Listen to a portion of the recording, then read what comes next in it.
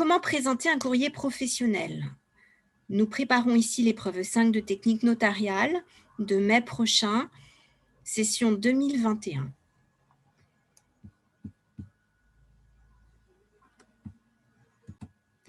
La présentation d'un courrier professionnel à l'examen ou en études notariales répond à un certain nombre de normes. Donc, tout d'abord, il vous faut identifier l'émetteur. Alors, à l'examen, généralement, un document en tête vous est fourni avec les copies d'examen et il faut répondre, rédiger le courrier sur ce document en tête. Dans l'en-tête, on a l'adresse de l'émetteur généralement. S'il n'y a pas cette adresse, il faut la rajouter en haut à gauche.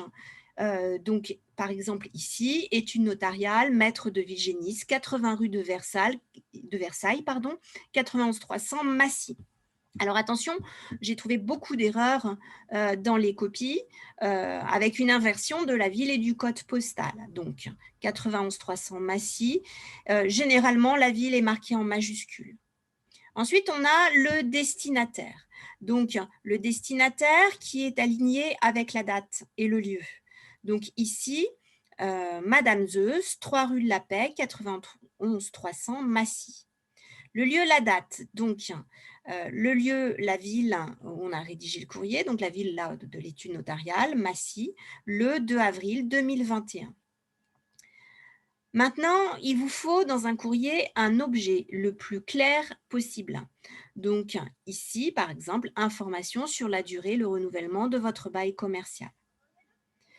Les références du dossier, le numéro du dossier, le type de dossier, le nom des clients. Le titre de civilité à reprendre dans la formule de politesse.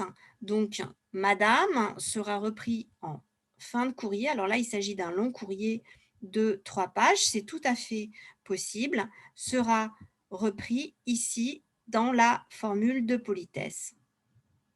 Je vous prie de recevoir, Madame, mes sincères salutations. Je reprends dans l'ordre de rédaction. Donc, nous avons vu dans l'en-tête de ce courrier l'émetteur, le destinataire, le lieu, la date, l'objet le plus clair possible et les références, ainsi que le titre de civilité. Nous allons pouvoir commencer par travailler sur le corps du courrier. Alors, ce corps commence toujours, on est en France, par une introduction, quelques lignes, où vous rappelez l'objet de la demande, l'objet de ce courrier, le plus clairement possible. Et si ce sont des problèmes de droit, des questions de droit auxquelles il faut répondre, on rappelle généralement les faits avant de répondre à la question du client. Et dans ces faits, dans un sujet d'examen, si vous avez à répondre à un sujet d'examen, on doit sélectionner donc les faits qui sont pertinents, pas tout raconter dans la petite histoire.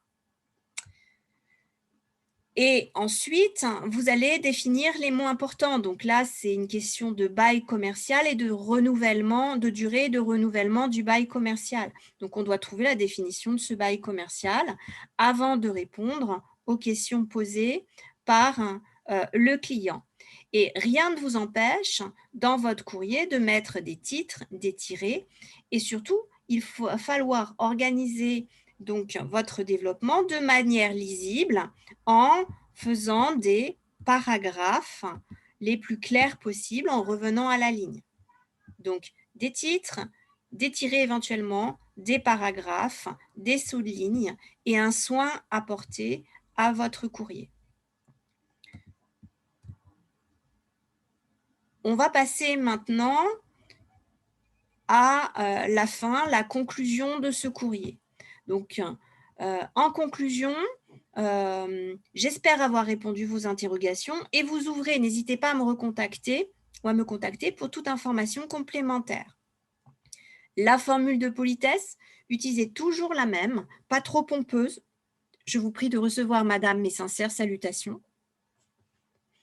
Et la signature, soit au centre, jamais à gauche, on n'est pas dans un mail. Donc, la signature avec donc le nom du notaire et sa fonction ou le nom du clerc et sa fonction. Et en dessous, normalement, à cet endroit-là, son paraphe. Donc, sa signature. On peut très bien aussi aligner ces informations, donc la signature sur la droite, c'est tout à fait possible. Vous veillez bien, vous allez bien veiller à présenter, je vais revenir à la première page pour que ça soit le plus clair possible.